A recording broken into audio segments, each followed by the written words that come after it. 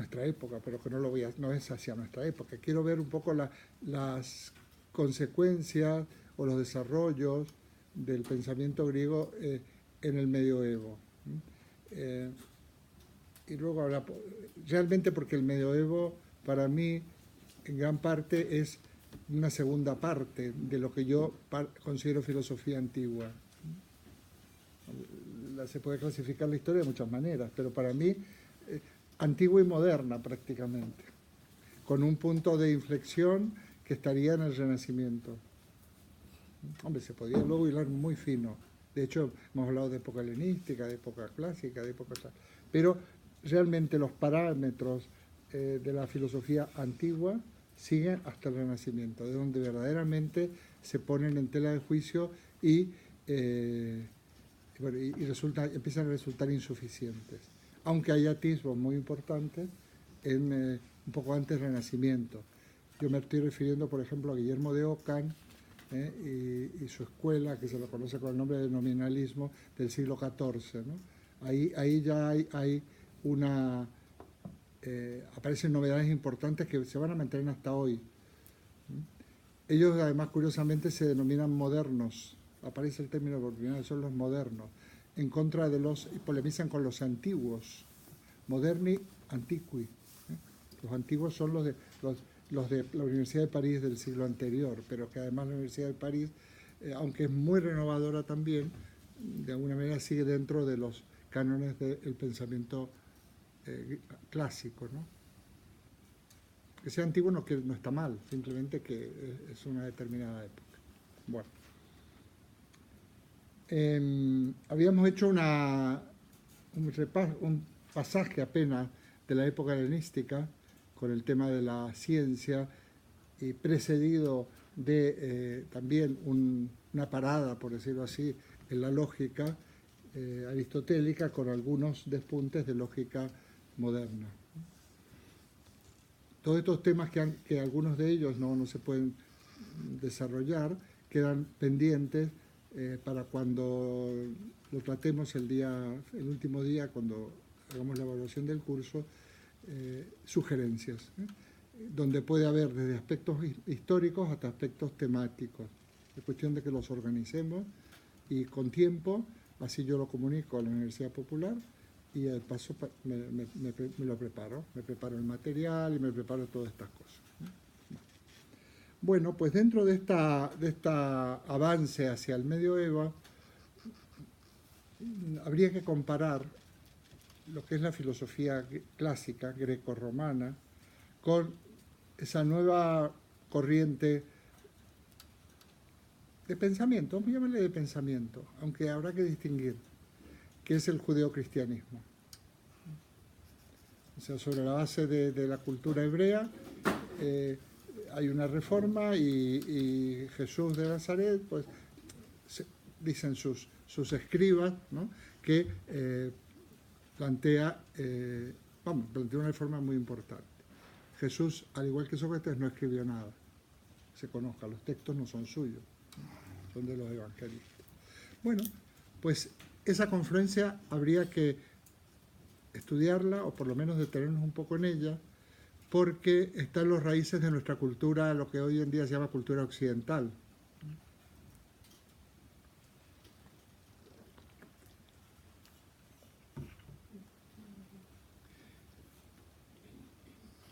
Y como esa confluencia entre cristianismo y filosofía es problemática,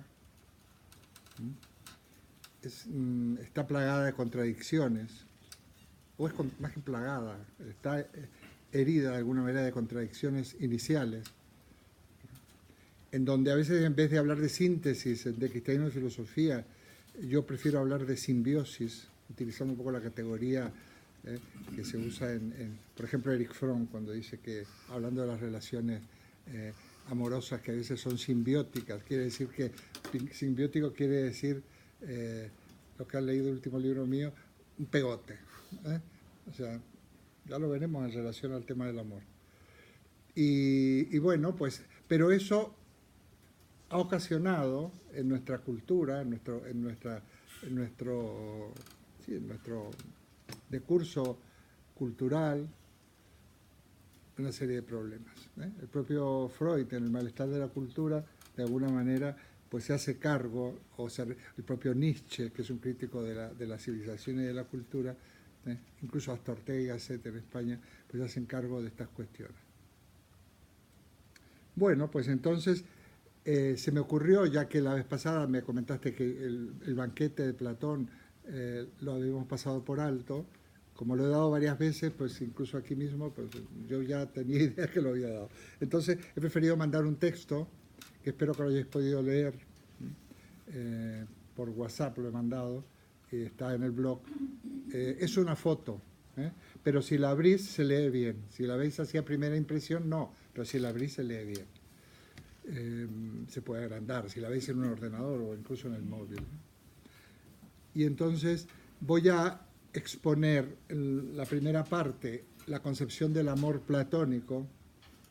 Utilizo el término que tan conocido, amor platónico, y lo voy a confrontar con el amor cristiano, en su esencia, en su base. Y a partir de ahí, bueno, puede ser muy interesante para poder debatir. ¿Alguien lo tiene, el texto ese? Ah, lo has traído. Ah, ¿me haces el favor para que yo lo pueda leer? ¿Me lo puedes dejar? Porque esto hay que hacer, hay que tener mi libro ahí. Gracias, Luis.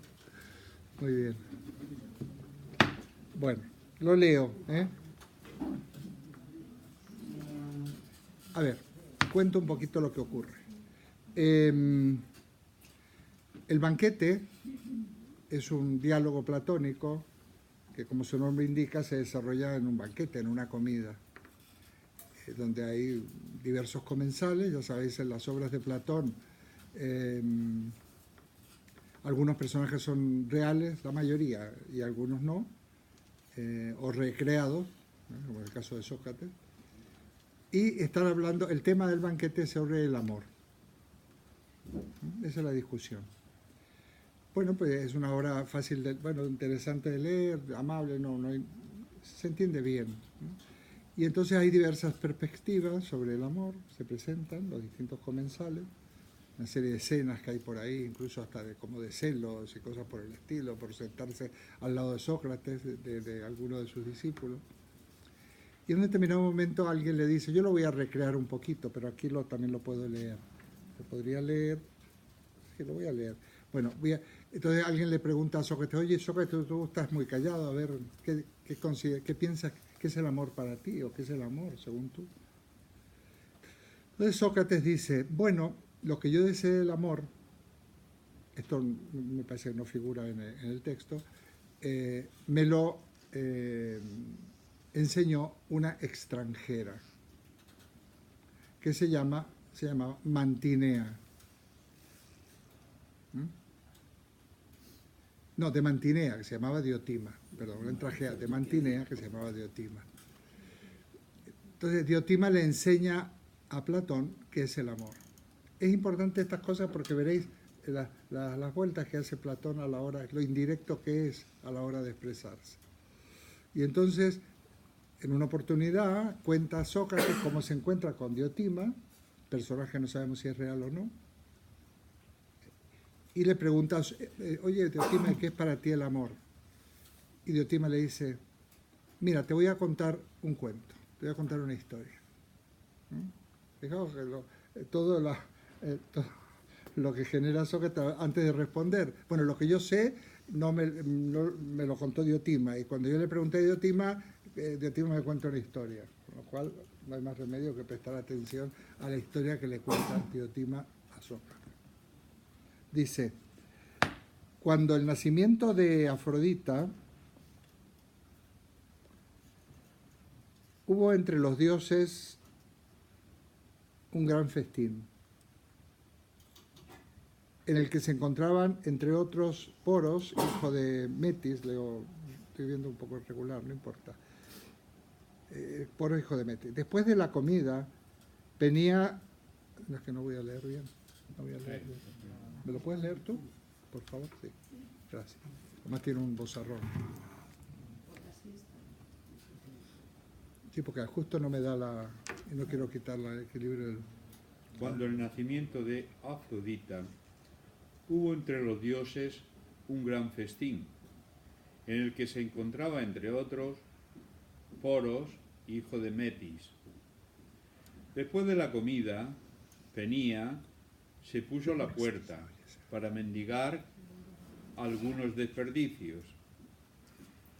En este momento, Poros, embriagado con el néctar, porque aún no existía el vino, salió de la sala y entró en el jardín de Zeus, donde el sueño no tardó en cerrar sus cargados ojos. Entonces, Penia, estrechada por su estado de penuria, se propuso tener un hijo de Poros. Fue a acostarse con él y se hizo madre de Eros, el amor.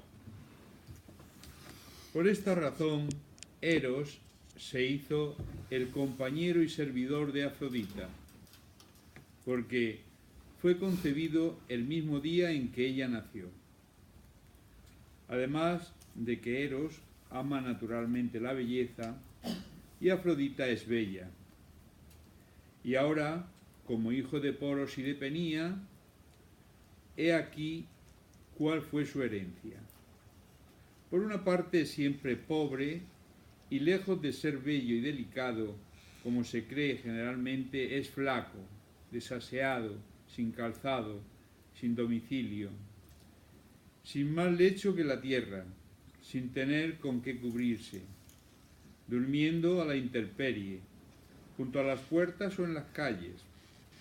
En fin, lo mismo que su madre, está siempre peleando con la miseria.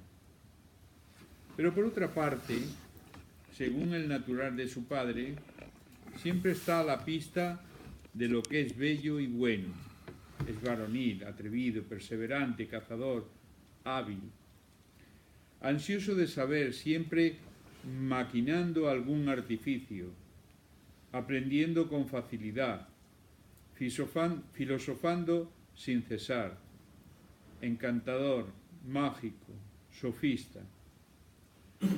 Por naturaleza no es ni mortal ni inmortal, pero en un mismo día aparece floreciente y lleno de vida, mientras está en la abundancia, y después se extingue para volver a revivir a causa de la naturaleza paterna. Todo lo que adquiere lo disipa sin cesar, de suerte que nunca es rico ni pobre. Ocupa un término medio entre la sabiduría y la ignorancia, porque ningún dios filosofa ni desea hacerse sabio, puesto que la sabiduría es aneja a la naturaleza divina, y en general el que es sabio no filosofa. Lo mismo sucede con los ignorantes, que ninguno de ellos filosofa ni desea hacerse sabio, porque la ignorancia produce precisamente el pésimo efecto de persuadir a los que no son bellos, ni buenos, ni sabios, de que poseen estas cualidades, porque ninguno desea las cosas de que se cree provisto. Platón, 1972, página tal y tal. Vale, muchas gracias.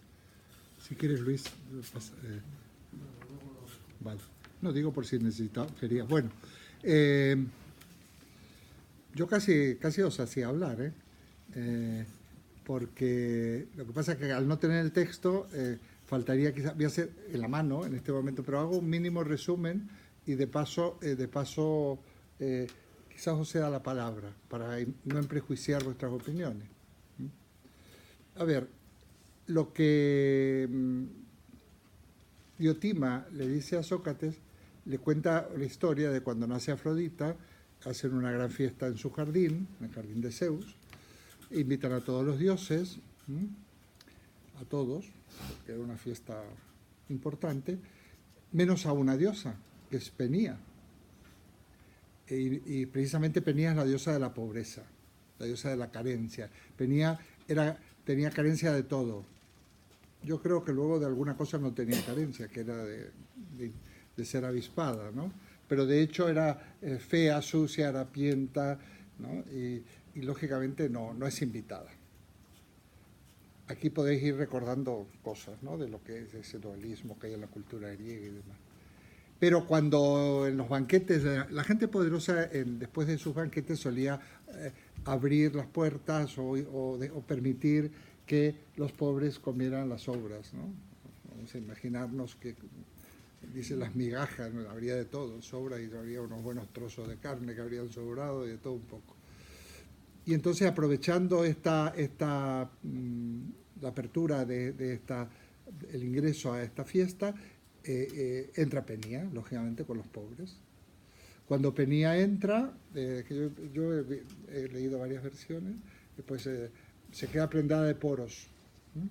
Porque Poros es el dios, es guapo, es simpático, mago, sofista, dice, ¿no? Es encantador, y entonces se queda prendada de Poros, ¿no? Y se plantea, dice, yo quisiera tener un hijo de ¿no? Quiero tener un hijo suyo. Entonces la manera que lo consigue a Poros es emborrachándolo con néctar. Esa aclaración es de Platón, ¿eh? Dice, porque en esa época no había vino, me parece muy simpático, con néctar. Emborracha a Poros, yace a su lado y nace Eros. Ya sabéis que los dioses no respetan el periodo de gestación ni nada, simplemente yace a su lado y nace Eros. Bueno, aquí está lo interesante, porque Eros, que es el dios Poros era el dios de la riqueza o de la abundancia, ¿eh? La diosa de la pobreza y el dios de la riqueza engendran a Poros, que es el dios del amor. Poros tiene una herencia, una doble herencia, ¿eh? Tanto por parte del padre unas cualidades y por parte de madre otras. Y aquí yo creo que está la cuestión interesante de esa comparación de esa doble herencia, ¿no? que se da en Eros, pues lo que podríamos comentar. Yo no voy a entrar mucho, luego digo algo también, ¿no? En donde, bueno, quizás lo que habría que comentar que una de las características de Eros es que ha heredado de su padre el recurso, o sea, la capacidad de conseguir lo que quiere. Pero eso que consigue no lo puede atesorar, no lo puede guardar, no lo puede poseer y mantener porque se le escapa. Lo pierde por la herencia de su madre. Eso me parece interesante. Pero esto tampoco sería un gran problema porque aunque lo pierda, tiene la capacidad de recuperar eso o algo mejor todavía, porque la naturaleza de Eros es precisamente el ser un buscador y alguien que consigue lo que busca. Lo único que no puede hacer es conservarlo. Bueno, puedo dar alguna pista. Aquí estamos hablando de Eros, el dios del amor, pero al mismo tiempo, este es el amor que habría que llamar el amor platónico. Amor platónico no es que yo me enamore de Liz Taylor o de quién sabe qué actriz o de quién sabe qué, sino que no es eso. O el alumno se enamora de la maestra en secreto. Eso no es el amor platónico. El amor platónico, ya lo veremos, pero en realidad es en la filosofía. El amor al saber, ¿no? El amor, el deseo de conocer, el deseo de conocer. Yo en el libro lo pongo en un capítulo que se llama Platón y la filosofía. Entonces, el amor, Eros es el dios del amor, nos daría pie a un debate sobre el tema del amor en distintas circunstancias. Eros es el auténtico filósofo, ¿eh? Porque está en permanente búsqueda. Fijaos que esto se relaciona con otros temas que hemos dado, la pregunta por el sentido, la búsqueda del sentido, todo esto.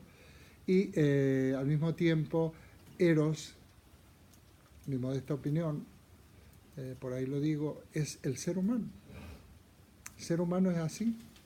Tenemos la capacidad de conseguir, pero nada podemos conservar.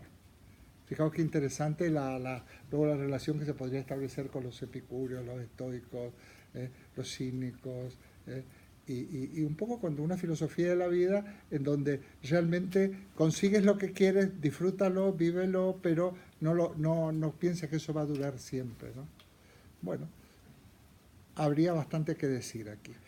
Por supuesto que hay una crítica a los necios, no necesariamente a los sofistas, como a veces se ha dicho, sino a algunos, porque Sócrates es uno de estos sofistas en realidad, maestros de jóvenes en la polis, que preparan a la juventud para poder participar en la vida política, ¿no?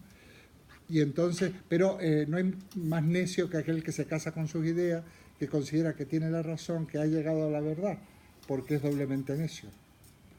Por un lado, porque eso es imposible, y por otro lado, porque no se va a poner nunca en condiciones de aprender.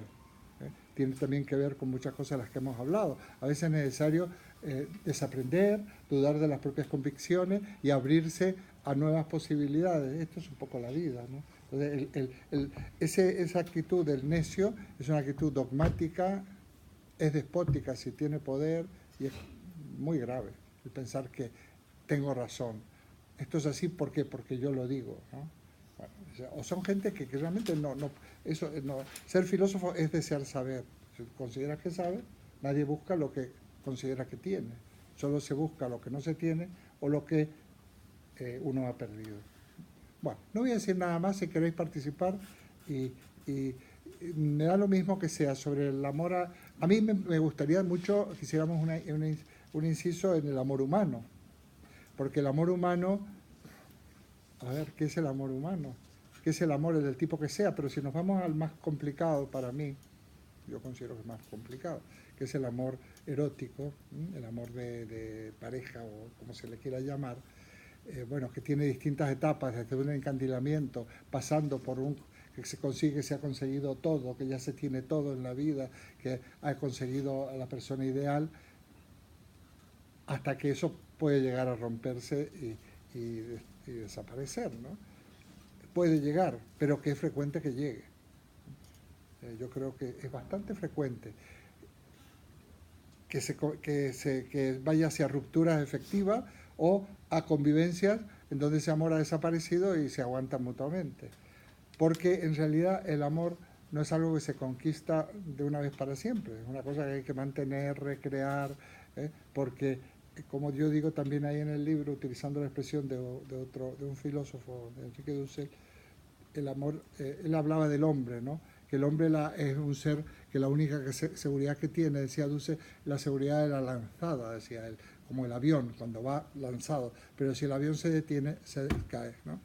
Y entonces, realmente, el amor estaría condenado, digo yo por ahí, a crecer, y crecer, y crecer. No se puede estancar, porque si se estanca, decrece, mi opinión personal. Entonces, es una paradoja en la cual está inmerso el ser humano, que se podría complementar luego con otros autores como Nietzsche, Freud. Bueno, estoy escribiendo sobre eso ahora, y bueno, pues sería interesante hacer esta reflexión. ¿Es posible que el amor crezca siempre? ¿Cómo se estabiliza el amor? Bueno, el amor humano, pero luego vamos al amor filosofía, el amor ser humano. Bueno, eros filósofo, eros ser humano. Los seres humanos tenemos que estar siempre en la pista, tras la pista de algo. No podemos pararnos tampoco, por lo menos yo no puedo, yo creo que vosotros tampoco. Siempre hay que estar en la pista de algo. De repente tenemos un proyecto, vamos lo conseguimos, lo que pretendíamos, lo disfrutamos, bueno, ya está, ¿y ahora qué? ¿Lo sigo disfrutando el resto de mi vida? No, pues ahora voy a otra cosa, ¿no? O sea, hay una tensión hacia aquello que a lo que yo aspiro. O sea, aprobar una oposición, vale, ahora apruebo la oposición, muy bien, estupendo, qué bien me siento. Bueno, ¿y ahora qué? Pues ahora tendré que hacer otra cosa. Incluso en el mundo laboral, pues ya me iré acomodando, seguiré estudiando, voy a hacer un doctorado, voy a hacer no sé qué, pero en la vida necesitamos proyectos, creo yo, ¿no? Y entonces eso es lo que de alguna manera nos mantiene como seres humanos en esa lanzada que es la vida misma, en donde es muy fácil perder pie.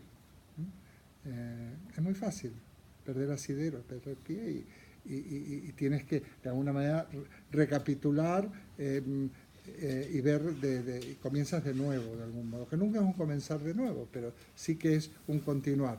Siempre, siempre. A todas las edades que se resigna, yo creo que se va extinguiendo, aunque esté biológicamente vivo, ¿no? Bueno, pues he sido lo más sencillo posible, porque si queréis participar, pues hablamos un poquito de esto. ¿Alguien quiere decir algo?